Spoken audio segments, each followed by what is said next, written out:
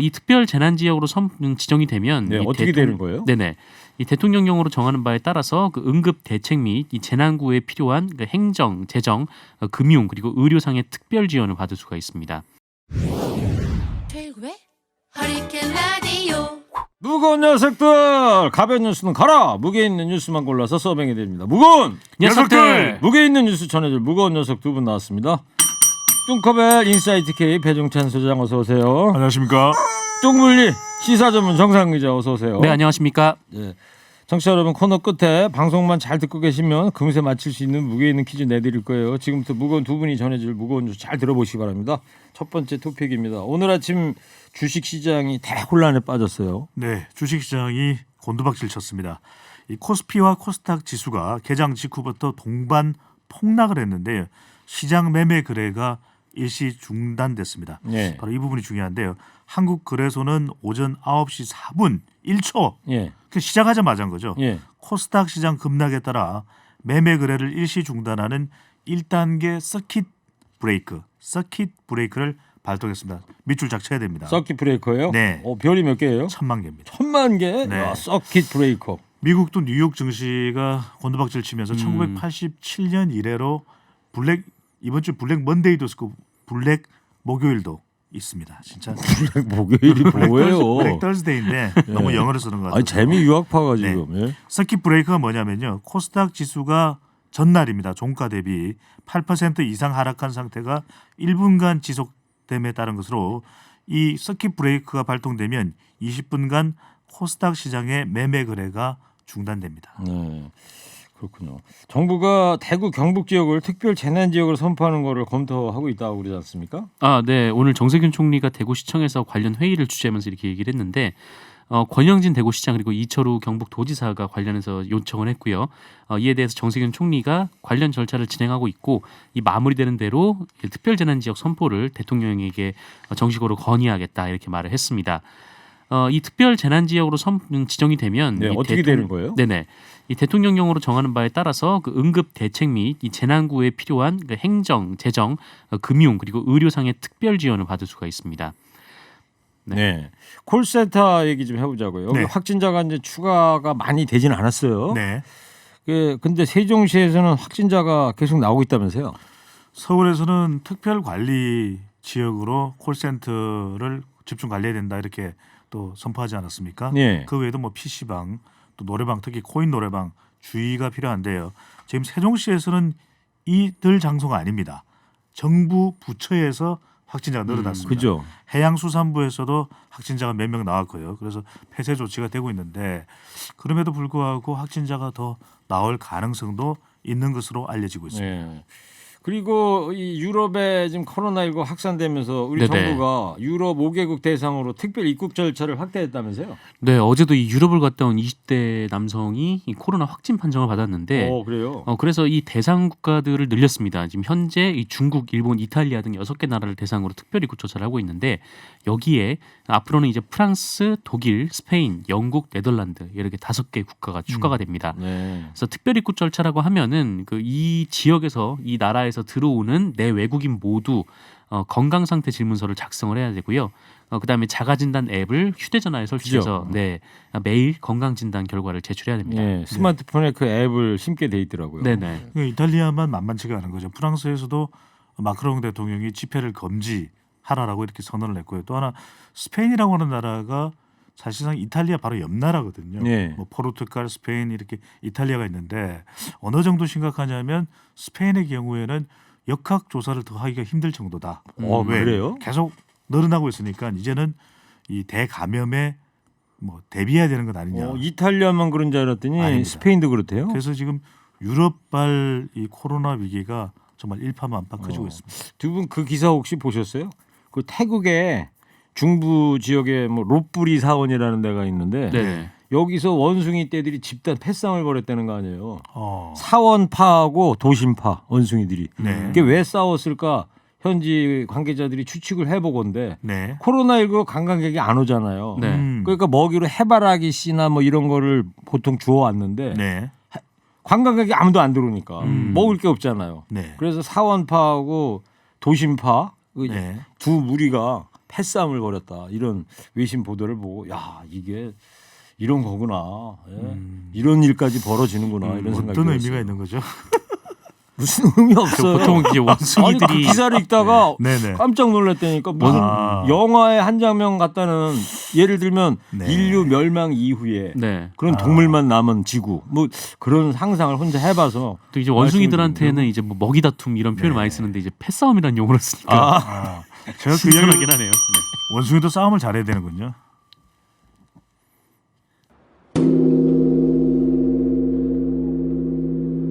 자 4.15 총선 D- 오늘이 며칠인지 아세요? 33일 아닌가요? 배 수장님 34일. 33일 33일입니다. D-33 오늘 더불어민주당이 비례연합정당에 이제 참여하기로 최종 결론을 했어요. 전당원 투표한 거죠? 네, 전당원 투표를 실시한 결과를 오늘 오전에 발표했는데요. 이 결론은 참여한다로 나왔습니다. 네. 이 전당원 투표는 유권자가 78만 9,868명인데 네. 24만 1,559명 가장 네. 많이 참여를 했다라고 합니다. 전당원 투표를 한 24만 와중에요. 명이 전자투표에 참여해서 네, 그래서 74.1%인 17만 9,096명이 찬성을 했고요. 예. 25.9%인 6만 2,463명이 반대를 했습니다. 네. 그래서 이해찬 대표가 이 소식을 전하면서 이 통합당의 편법을 막지 못하고 부끄러운 모습을 보여서 송구하다라면서 미래통합당을 응징하겠다 이렇게 말하게 됐습니다. 그래요. 24% 몇 명이 참 투표에 참여했다고 그랬죠? 6만 명? 24만 명? 24만 명. 24만 명. 지금 뭐 저희 허리케인 라디오 문자판에도 많은 청취자분들이 그런 글을 올리고 계신데 네. 그 오늘 새벽에 그 미스터 트롯 네네. 거기 전화 투표가 몇 명이 왔는지 아세요? 770만 명이 와서 했대요. 와. 그 거기는 유료 전화가 100원 유료 전화인데 네. 그 한 8억 정도 되는 거예요. 야. 근데 음. 저도 그거 봤거든요. 네. 1시 반까지 잠도 안 자가면서 네. 영탁 씨, 이명웅 씨 우리 허리케인 라디오 힘든 싱어들이었으니까. 1시 반 됐는데 그 MC 김성주 씨가 갑자기 발표를 해야 되는데 아. 일주일 뒤에 하겠다는 거. 일주일 뒤에요? 아이고. 보통 그러더니 60초 뒤에 네. 하지 않나요? 그러더니 이제 내일 뭐 발표한다고. 예. 어. 70 형님이 한 말씀하죠. 일구야 본론 가자. 예. 네. 아유 민주당 얘기하다가 근데 네. 연합정당이라고 하면 다른 정당들 참여도 있어야 할 텐데 정의당이나 다른 정당들 분위기는 어때요? 정의당은 절대 참여하지 않겠다라고 선언을 한 바가 있고 글쎄 이제 남아 있는 시간 동안 협의가 될지는 모르겠습니다. 결과적으로는 함께 논의를 했었던 범진보 정당과 협의 절차가 착수됐는데요. 뭐 개혁연합과는 어떻게 이야기될지 좀 지켜봐야 될 것 같고 미래당 청년 세대가 주축으로 되어 있는 정당입니다. 미래당은 당론으로 참여 결정을 하겠다고 선언을 했습니다. 예, 알겠어요. 뭐 저희 무겁당도 말이죠. 이번에 뭐 이렇게 있다가는 손 놓고 있다가는 네, 의석을 한 석도 못 차지하기 어려울 것 같아요. 그래서 네. 대표잖아요. 제가 네. 선거는 이겨야 하는 거고 그래서 제가 비례 위성 정당을 만들어야 하는 건지 고민인데 이거 좀 저희도 그럼 당원 투표에 붙여보는 건 어때요? 무겁당 권리당원이 몇 명이죠? 이제 원내대표 배중찬 네, 지금 원내대표 현재 우리가 총 5명 정도. 5명이요? 네네. 누구죠? 저하고 네, 원내대표 저. 네. 그다음에 정책위 의장. 정책위 네. 의장. 여기 정상근 기자 네, 그다음에 사무총장. 저 김경래 PD 네, 박연미 네. 권리당원. 5명 토로당원. 박지훈 변호사까지 하면 6명이네 박지훈 지금 다른 정당에 소송이 돼 있어가지고. 사무총장 김경래 사무총장은 당비를 쭉 내왔대요? 한 2년간 밀린 것 같습니다. 그러면 네. 투표 자격 없는 거 아니에요? 자꾸만 어쨌든 저희는 거수로 하죠. 저보고 당비를 대신 내달라고 그러더라고요. 아니 그래서 저희도 비례연합정당 만들면 군소 정당하고 이제 같이 해야 되잖아요. 네. 뭐 가볍당하고 좀 같이 할 수밖에 없는 상황이 된 것 같고. 이 성격이 군소 전혀 정당 다른데 또 어디 합칠 만한데 어디 있어요? 숭구리 당당도 합하고. 숭구리 당당하고 정렬 또. 정렬 김정렬. 배고프당. 배고프당? 네. 거기 정말 배고프겠네요. 네. 그다음은 정상의 기자는 계속 뭘 먹더라고요. 70형님이 또 한 말씀하시는 일구야 본론 가자. 알겠습니다. 형님. 예. 자 그리고 이제 금태섭 의원 경선 탈락으로 지금 뭐 기사가 여기저기 많이 나오고 있어요. 네, 이 강서갑 국회의원 후보 자리를 놓고 이 금태섭 의원 그리고 강선우 전 민주당 부대변인이 경선을 벌였는데 결과가 어제 나왔는데요. 예. 금태섭 의원이 졌습니다. 그래서 당원 투표 50% 그리고 일반 시민 여론조사 50%였는데 두 방식 모두 이 비슷한 비율로 이 강선우 전 부대변인이 금태섭 의원을 크게 이제 눌렀는데요. 네. 이를 두고 이제 언론에서는 이제 뭐 친문의 공천 학살이다, 뭐 버림받았다 이런 표현을 쓰고 있는데 반면에 이제 민주당 측 인사들 같은 경우에는 아니 정해진 룰에 따라서 경선이 치러졌고 예. 또 무작위로 돌린 일반 여론조사에서도 강선우 후보가 크게 이겼다. 뭐 단순히 뭐 친문 조국 프레임으로 설명할 수 있는 문제가 아니다 이렇게 반발을 네. 하기도 합니다. 큰 표 차로 이겼다고 그러는데 그 표로는 공개를 안 하나 보죠? 공개는 네네. 안 하죠. 안 하는 겁니까, 공개는 그거는? 안 하는데 예. 한 6대 4, 6대 3, 6.5 대 3.5 정도로 그 정도 비율이었대요? 네, 강선우 전 부대변인이 이겼다고 합니다. 알겠어요. 그리고 황운하 전 울산지방경찰청장도 경선에서 이겼어요. 네, 대전 중구 더불어민주당 경선을 통해서 최종 공천을 받았는데요. 황운하 전 울산경찰청장 여러 가지 지금 청와대 지방선거 개입 의혹 논란 등 또 이렇게 이 공방이 되고 있는데 그렇지만 일단 경선에서는 이겨서 최종적인 공천을 받았습니다. 예.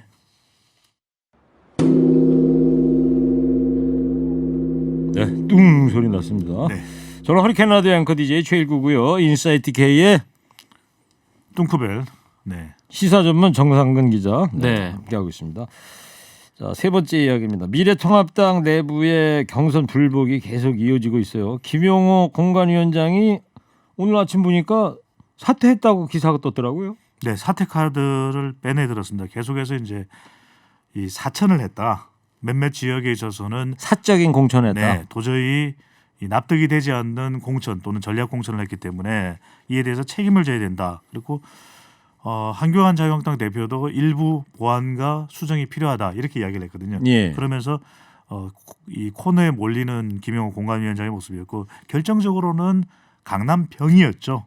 강남병. 네. 강남병에 공천받은 후보자가 이 뭐 이른바 친문으로 오해를 받을 정도로 문재인 대통령에 대해서 뭐 찬양하는 그런 글을 SNS에 올렸다. 어떻게 이것을 받아들일 수가 있느냐. 특히 이제 신보라 의원을 중심으로 해서 이런 주장이 강하게 제기되면서 김용호 공관위원장이 사퇴 카드를 빼들었고요. 그리고 강남병 지역의 전략 공천도 철회를 했습니다. 김미온 후보자인가요? 네. 그렇군요.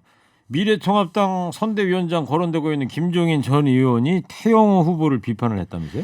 네, 그 어제 경향신문이랑 인터뷰를 했는데 미래통합당 공천 관련 비판을 쏟아내면서 특히 이제 서울 강남갑 지역구에 공천된 이 태영호 전 주 영국 북한대사관 공사를 이제 국가적 망신이다 이런 표현을 써서 비판을 했습니다. 네. 그러면서 뭐 공천을 이벤트화한 것이다. 뭐 그 사람이 강남하고 무슨 관계가 있냐라고 지적을 했는데 이에 대해 태영호 전 공사가 이 선거 일선에서 사력을 다하고 있는 후보의 등에 칼을 꽂는 발언이다라면서 미래통합당 선거대책위원장으로 거론되는 분의 입에서 나온 말이라고는 도저히 믿을 수 없다 이렇게 비판했습니다.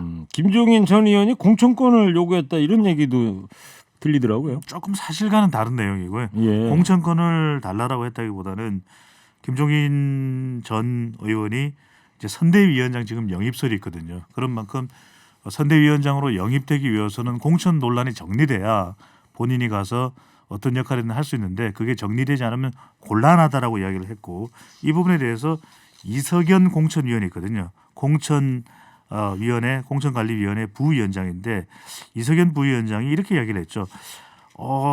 공천권을 선대위원장이 달라고 하는 건 조금 점점점 이렇게 했는데 이게 뭐 달라고 한 건 아니고 이 공방이 논란이 정리돼야 본인이 선대위원장이든 뭐든 할 수 있다라는 부분에 대해서 이석연 부위원장이 이렇게 논평을 했죠. 네.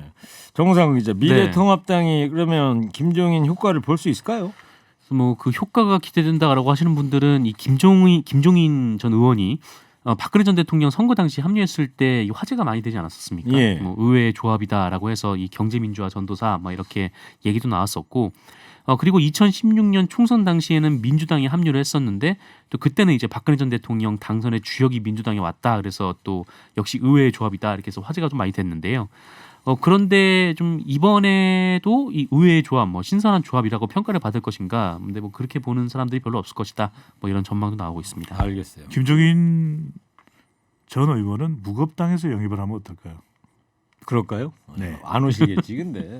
네. 무거워 보이시던데. 근데 하여튼 지금 뭐 미래통합당이나 뭐 공천에 불만들이 많아서 이런저런 이야기들이 파열음이 나오고 있는데 우리 무겁당 후보들은 뭐 공천 불만 없죠? 히말라야 지역구 관리 잘 되고 있습니까? 험지 우리는 뭐 다 내려놨죠. 다 내려놨어요? 네. 네. 아무런 불만도 없습니다. 공천은 됐지만 올라갈 생각이 없습니다. 반만 정상근 기자는 어디에요? 험지라. 지역구 어디에요? 저는 지리산에 네. 지리산. 험지를 배정받았습니다. 그러니까요. 뱀사걸 같은데 그 뱀 조심하시고. 네네. 지리면은 대구탕 말고 대구지린 거죠. 자, 이제 방송만 잘 듣고 계셨으면 금세 맞힐 수 있는 무게 있는 퀴즈 네. 내드립니다. 전 세계 코로나19 확산에 대한 공포로 주식시장 흔들리고 있습니다. 오늘 국내 증시는 간밤에 미국 증시가 9% 넘게 대폭락한 여파로 장시장 직후에 사이드카와 이것이 잇따라 발동이 됐죠.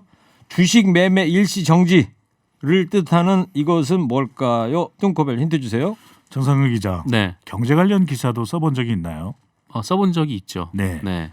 브레이크 댄스 말고 주식 매매가 금지되는 건 뭐죠? 브레이크가 들어가긴 합니다. 네. 네. 서킷? 네. 참 힌트 주려고 연구 많이 하시네. 네. 정답 보내주십시오. 50원 유료 문자 샵 0951 TBS 앱 열려 있습니다. 네, 지금까지 오늘 무게 있는 뉴스들 무거운 녀석들이 전해드렸습니다. 인사이트 K 배종찬 소장 시사 전문 정상근 기자였습니다. 두 분 고맙습니다. 무거운 녀석들. 일부 행기의 이야기를 더 듣고 싶다면